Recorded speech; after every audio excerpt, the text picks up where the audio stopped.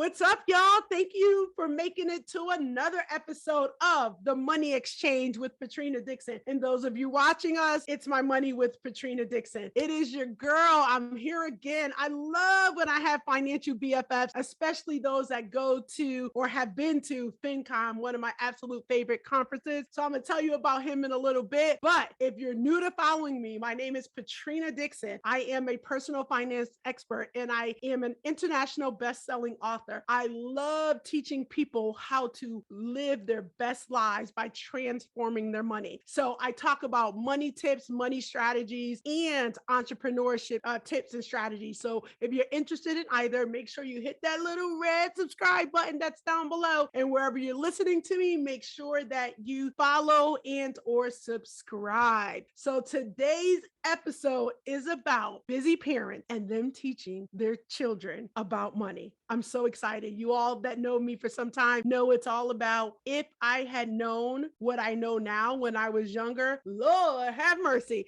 So I have Mr. Clifton Corbin. Clifton Corbin is going to drop some knowledge for those busy parents that need to teach their kids about money. Welcome, Clifton. Thank you so much, Patrina. Thank you for having me. I'm so excited to have you here. And Clifton and I, again, was in Orlando at a financial conference, and we just had to get together and bring more information out to the masses. So Clifton, tell them a little bit about yourself. Hi there. So yes, my name's Clifton. I'm an author as well. I wrote a book a little while back called Your Kids, Their Money. It's about helping parents teach financial literacy to their children. But my background is, I grew up in a family that was always talking about money. I felt very fortunate that I had two parents who would be willing to talk to me about money. But then I went off to university and I made those same mistakes that so many people make. I got those early credit cards. I dove into debt. I didn't know what I was doing. It took me months and years to dig out of it. I felt the depression, the shame, the anxiety.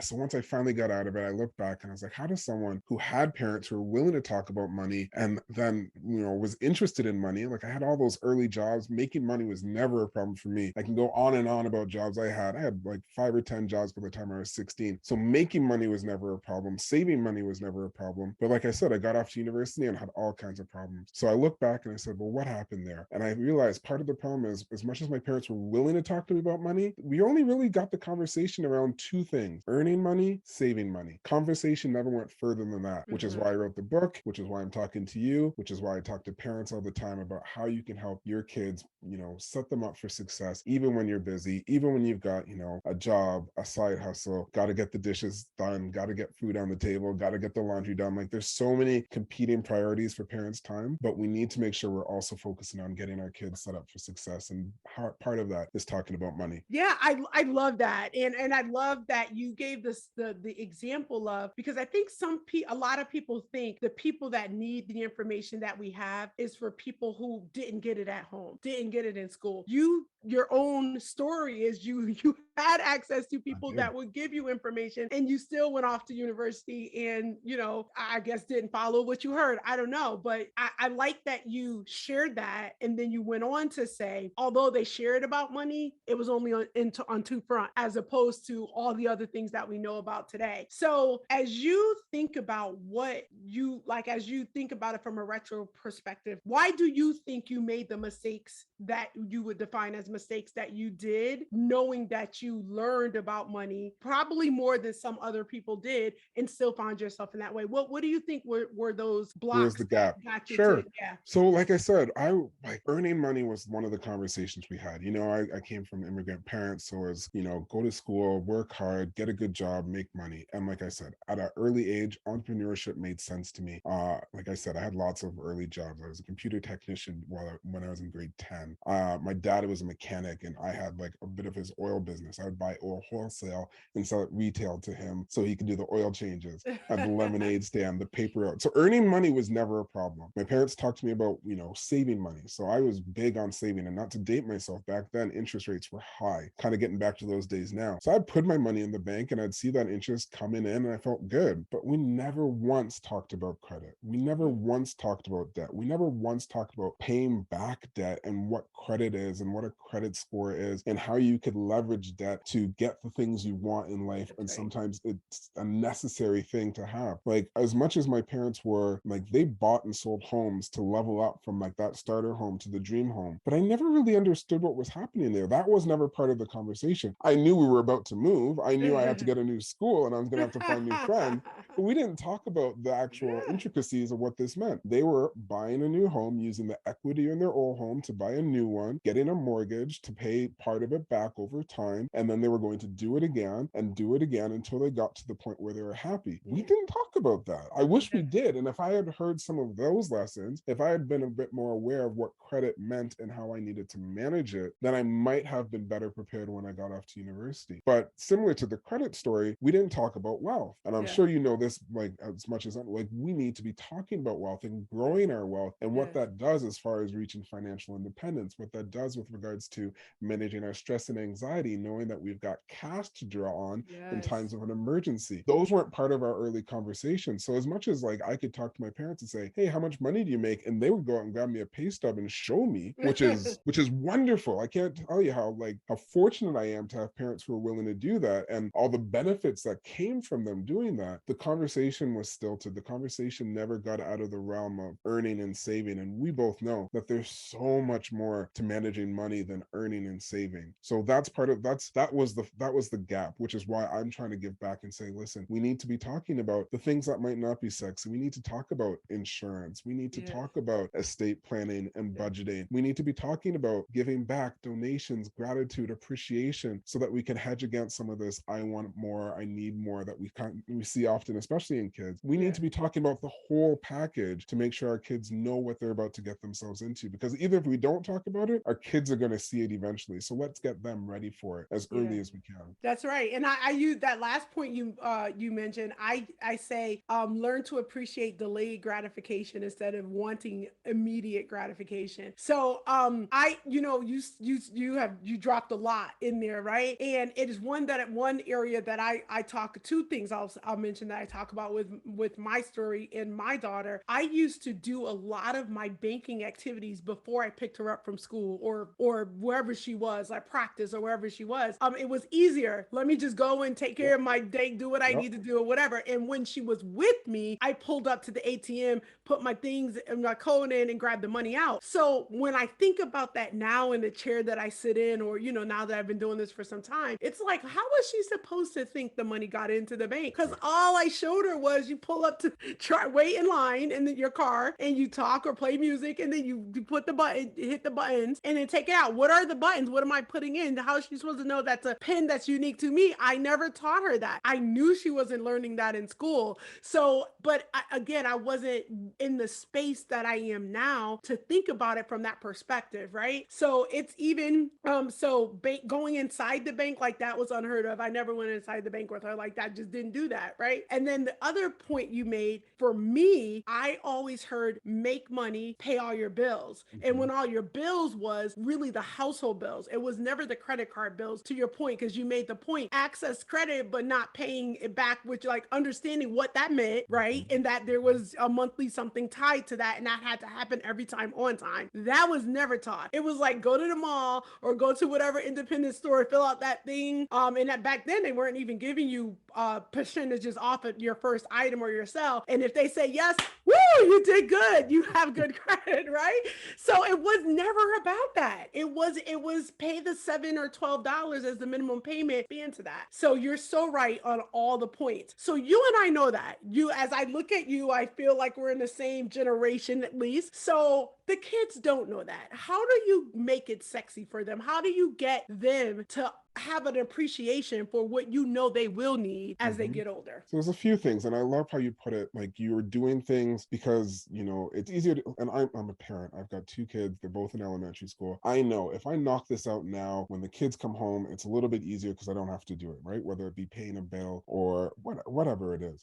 But if I wait for them to come home and I pull them into the conversation and I show them what I'm doing, kids are curious. They want to know what you're doing. They want to know what's going on behind the screen. Like the other day, I remember I had to pay property tax. I was like, all right, I can go I can knock this out right now and then I'll go pick up the kids, or I could pick up the kids and do this with them, which is what I did. So I picked up the kids, I brought my checkbook with me, went down to the place where I wrote the check with them. I made sure they understood what I was doing. They saw me right in the check. We talked about it. I'm like, have you seen one of these before? Do you understand what this means? How the money's going to go from one account to another account? We had that conversation. I had them, put it in an envelope, drop it off. It meant my day got about maybe 5 minutes longer. 5 minutes longer came out of my day, but the lessons learned hopefully will ripple through time, right? So yes, you just have to focus on, you have to make it part of your life. But I say that, and there's ways to do it where it doesn't actually even take up any more time. So example I give, this is what happens all the time. You're walking, let's say you're grocery shopping. Let's say you're actually going to a store to grocery shop, because I know a lot of people buy stuff online. But let's say you're actually in the grocery store, your kids are with you, pick up an item, you can have a conversation about, wow, this thing just got more expensive. Now you can talk about needs versus wants. You could talk about inflation. You could talk about budgeting. You could talk about all of these different subjects just by picking up an apple in a grocery store with your kids along with you. And all you're doing is having conversations with them. You're talking to them. You're including them in the process of buying and deciding. Another thing you could do, and this is probably one of my favorite ways to include kids in conversations or just learning about money, is just tell them some stories. Kids love stories. They want to hear about your stories. They want to hear your origin story. You're their superhero. They want to hear all of the things that you did to get to where you are. So tell them about,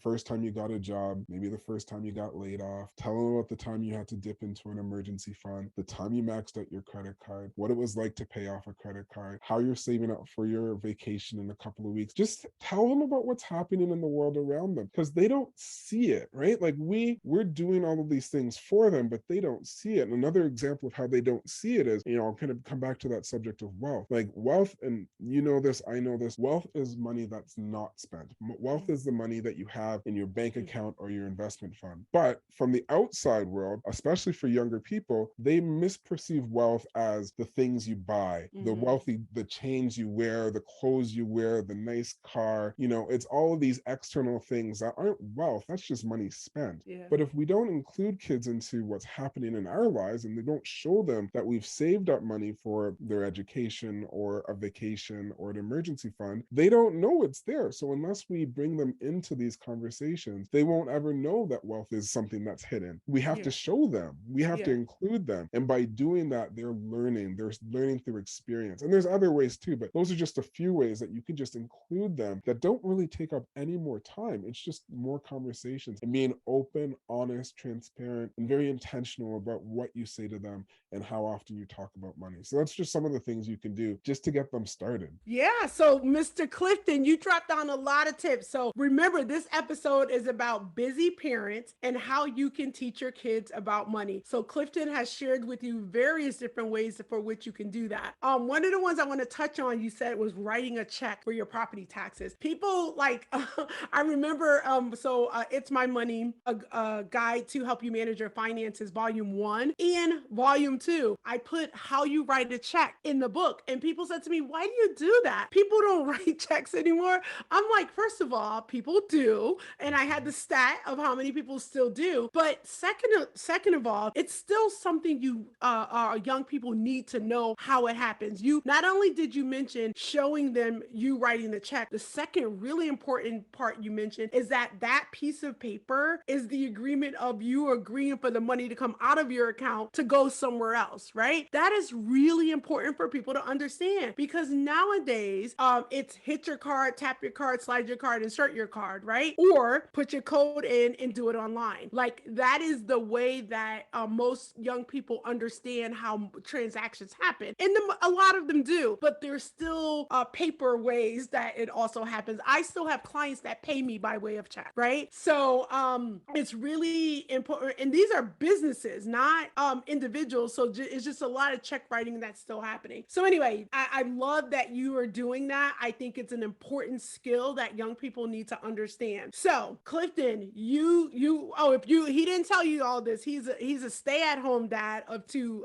kids, folks in young people in elementary school. So you have busy parents listening. You've dropped some tips down. You sound like you have kids that are very interested in learning, and probably because you've been doing this for some time with them. Not every kid is like like that. So what are ways that before they parents can start with, here's some money tips, how do they broach the conversation to start like the first strategy to help them with talking about money with their kids before they go into the more tactical things that you talked about? How can it Sure, get that? sure. So, like I said, kids are naturally curious, especially if we're talking young kids. They'll start to observe what you're doing. They'll be curious about what's happening when you're tapping. So it's just talking to them. It's just being like, oh, did you see? Did you want to pay with the debit card or credit card today? And they tap, and then you say, do you know what just happened there? And then you just walk through it. You bring them into the conversation. You engage them, or it could be something as simple as, hey, we're playing Monopoly today, and now you're talking. Again, it's finding a way to go wherever they are. So I say with especially the really young ones, like I still have fond memories of playing, role playing like pretend grocery store and pretend restaurant in my kids' bedrooms. Like that, those are like highlights of my like early days with my kids, right? So we'd, set up the cash register and they'd put little price tags on stuff and they'd charge me like $500 for a plastic strawberry and I'd talk to them about price gouging and it was great. So you make it fun, you bring them in, you just include them. And as they get older, if your budget allows it, if you can do an allowance, kids are very motivated by money. So if you can do an allowance, then you can start getting them to practice, because that's one of the things I really encourage. It's great to talk about money. We need to have more conversations. None of this works without conversations. But if you can pair that with practice by giving them opportunities to actually practice saving, practice transacting, practice budgeting, now we're getting the full picture, right? Because now they're doing it and you're there talking to them about it and now they're experiencing it. Yeah. I said my first time managing any bills, the first time I had to pay any bills back was when I was in university. So I went out to university, got mounds of debt, had never paid a bill back in my life. Now, if you can bring that back a couple years and say, hey, I'm going to lend you $5. I need you to pay me that back. Now, at least I've experienced what it's like to have to pay someone back. Yeah. Right. So and I'm trying by a certain date. By a certain date. And if it doesn't work, now you tell them, all right, you know what? Next time you ask me to borrow $5, it's going to cost you $6. So you're teaching them that these actions have consequences. That's right. And you're hopefully building up some habits that they can replicate as they become adults. So the allowance is a great tool. Like I said, kids are very motivated by money. And what I try to encourage is, if you can, as kids get older, so we talked about the little kids, playing role-playing games and having those conversations, playing some board games if you can. The older kids, now they've got the allowance, they're practicing maybe some first jobs. Now you get the older kids, let's say the teens, if you can transition that allowance to a budget. So instead of saying, here's an allowance, say, here is your lunch budget for the month. We were going to spend this for you anyways on lunches. I'm going to give it to you. You need to have lunches. I'm going to let you manage it. I never budgeted until I was a young adult. Again, imagine this. Now you're a teenager and you're managing a budget, whether it be a clothing budget, toiletries, food, something. So even if you don't have, let's say, money in your family budget to give an allowance where you're just pretty much giving them money, you probably have some money in your budget to say, well, we're going to spend this on them anyways. Let's let them manage it. And now they're getting a chance again to practice budgeting and managing an account and managing their funds. So again, you're giving them chances to practice, and the whole while you're pairing that with conversations and discussions and stories of when you went off the rails with your budget, when you didn't have, you just combine it all together. And again, by the time they're ready to be off on their own, now they've practiced. Now they've got a whole warehouse of information that they can pull on and draw on. And it's not about a one-time conversation. It's just about stacking information on top of information as they get older, as they get more maturity and they're able to apply some of these skills. Now they're in a great place. And if you've done that, and if you've been having these conversations from a very young age, the other benefit, and we haven't touched on this, but the one benefit that I love to mention, especially for parents, is this is just building up that relationship, right? Like if you want to have those open lines of communication with your kids, they need to know they can come to talk to you about anything, anything. So if you don't talk to them about money, they will know that there's stuff that they can't come talk to you about. Now you've got that great relationship with your kids. Like I mentioned at the beginning of our conversation, how my parents talked to me about money when I was younger. My relationship with them has been so strong, in part because they've always been an open book for me about money and other things. But I attribute a lot of it to just that open transparency that they've always had with me. And that's something else I want to really encourage parents to try to foster. So let me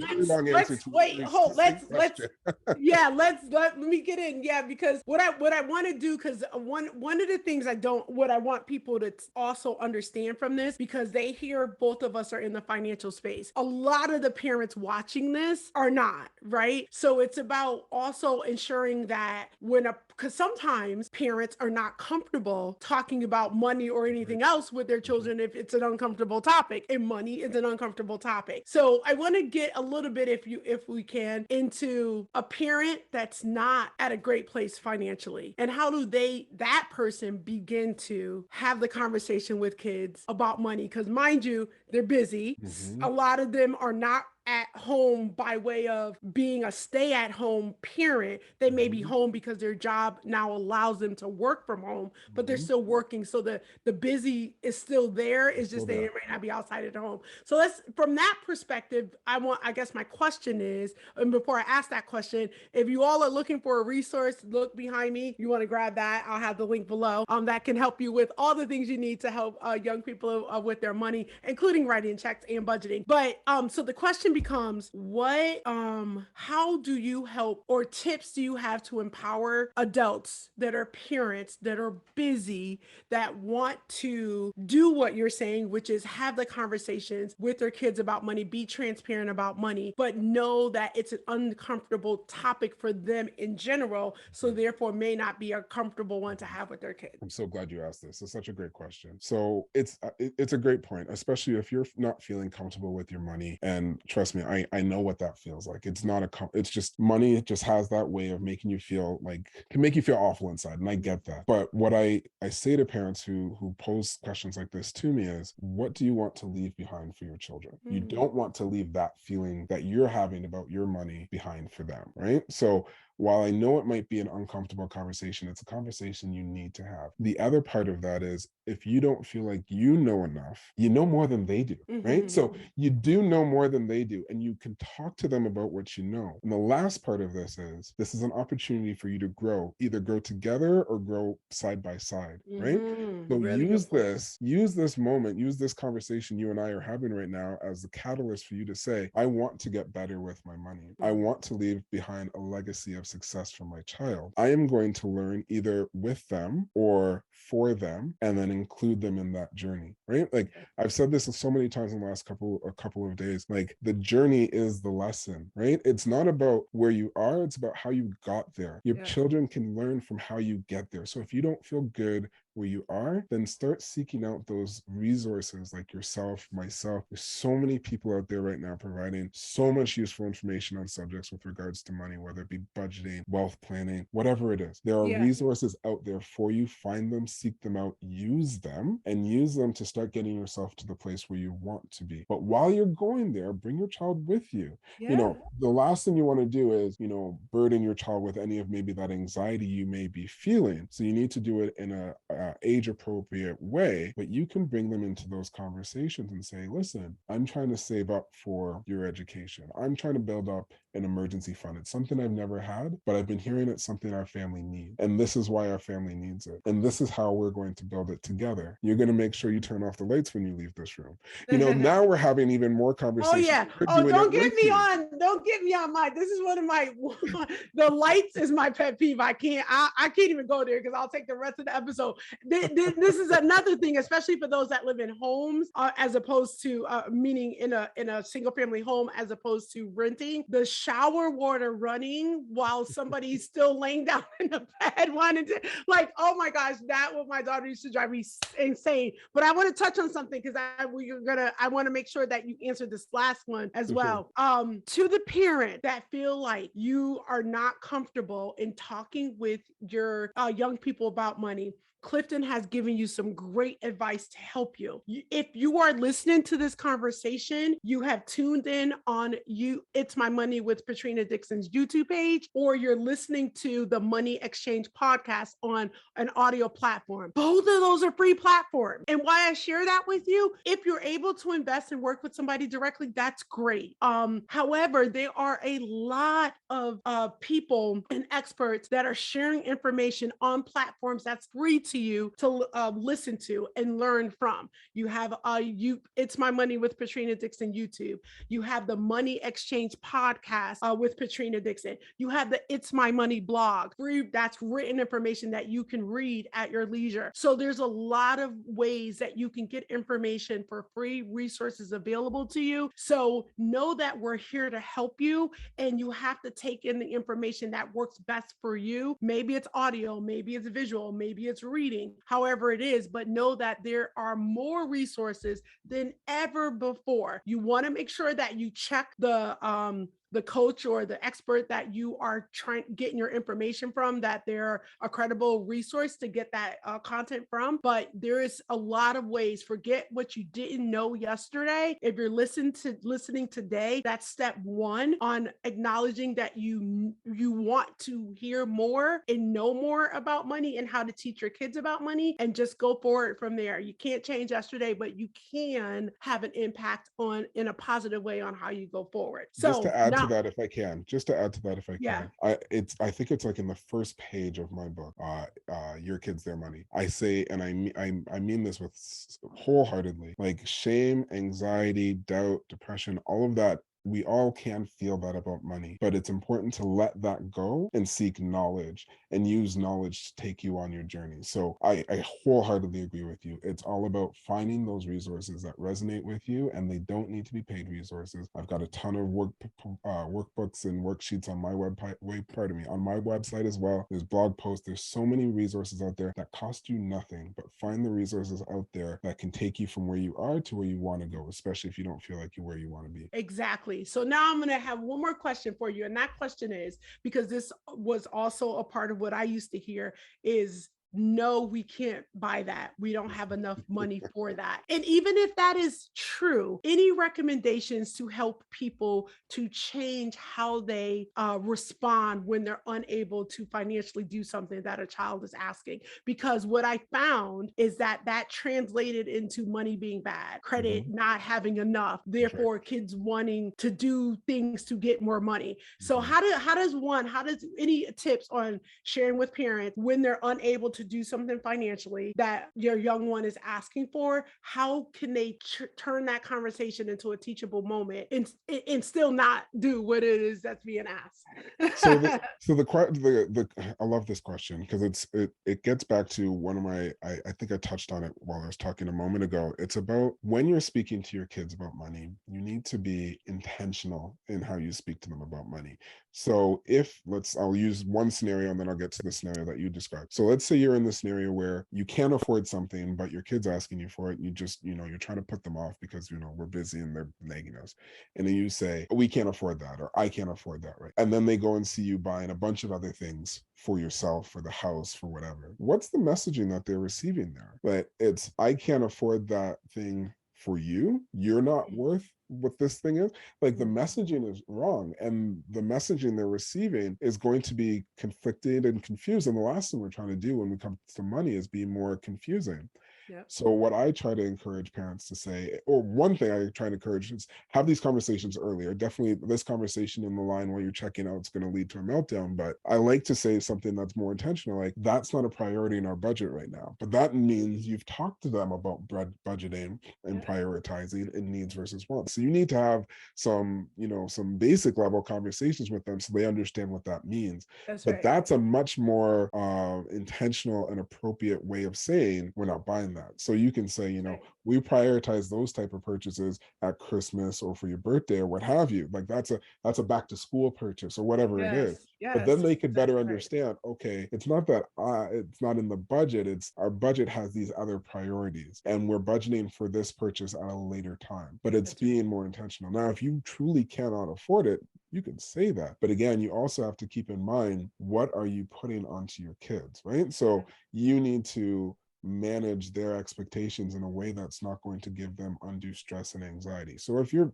budget's tight and you can't afford something, that's okay. They just need to understand it in a way that's appropriate for them and their age, so that you're not putting any undue stress on them. So if you can't afford something, you could say that's not in our budget. You could still use the same terminology, just let them know that it may not be in your budget forever or until Christmas. Again, just giving them a way to manage that expectation is a much better way than just using that phrase to shut down a conversation. Yeah. So I completely agree with that. Thank you for sharing that tip and strategy with parents that are listening. So Clifton, people I'm sure enjoyed this conversation, especially the busy parents. For any parent, it doesn't necessarily have to be the busy parent. For parents that have not had conversations with money about money with children or need more ways that they can continue or broaden the conversation. So tell them, like, folks listening, what do you got going on? Where can people find you? So go ahead and drop that for them. Sure. So the best resource, if you're trying to get any of the, like most of what I just talked about, is all together in my book. It's called Your Kids, Their Money. You can find it on Audible, Amazon, Barnes and Noble. It's all over the place. So Your Kids, Their Money is the best way to get all of this information in one tight package. You can find me on my website. It's called cliftoncorbin.com. You can find me on Instagram at Your Kids, Their Money. I'm always looking to do more speaking engagements. So reach out to me if you want me to speak to your parent community or what have you. And I'm happy to take emails too. If you have any specific questions for me, hit me up. hello@clifton.com. I'm from Toronto, Ontario. So I'm coming from the north. I love it. I love it. I feel like when you have your first in person, like I want to be one of the speakers at that event. Like I love it. I love it. Yeah. Oh, and you mentioned what else am I working on? So I'm also working on another book that's going to be dropping in November. I almost forgot. It's a remake of, or a revised version of The Richest Man in Babylon, which is a book that almost anyone in the personal finance space has been recommending for years, but the book's a little bit dated. So I've tried to make it a little bit more inclusive so that you can see your daughters and sisters in the story as well. And that's going to be dropping in November. I don't have a specific date for you, but you'll be able to find that in November, again, on Amazon. And if you go to my website, cliftoncorbin.com, you'll find it there as well. All right, Clifton, thank you so much for being on. This is wonderful. I'm a parent. I can relate to everything that you said. And I'm sure all of the parents listening appreciate what you've dropped down to help them with, even if they're not in the financial space, you gave them enough practical information that they could use to help with their young folks. So thank you for being on the show. Well, thank you. And thank you for doing what you're doing. Like I said, there's such a need for resources like yours. And I know, it's a passion project, but it's also a time commitment and it's effort, and you're putting so much of yourself into this. And I want to thank you on behalf of like all of the other people out there who are seeking this information. So thank you so much for what you're doing. It's so appreciated. Please keep doing what you're doing. Thank you. Thank you. I appreciate that so much. And back at you. Thank you, especially working with the youth. That's where my heart is. That's where I started. So I appreciate that. That's the demographic that you also are trying to impact. I appreciate you for that. Thank you. All right. Thank you again for being here with Patrina Dixon. I appreciate you watching and listening. If this was informational for you, you enjoyed, make sure you leave me a Clifton a comment. Drop it down below. And if you enjoyed this type of segment, know that I do this every first and second Tuesday. So make sure you hit that subscribe button so it'll be in your feed as you're looking at your feed on YouTube, and that it'll pop up in your feed on any audio platform that you listen to your podcast on. I appreciate you. Thank you for being here. Make it a great day.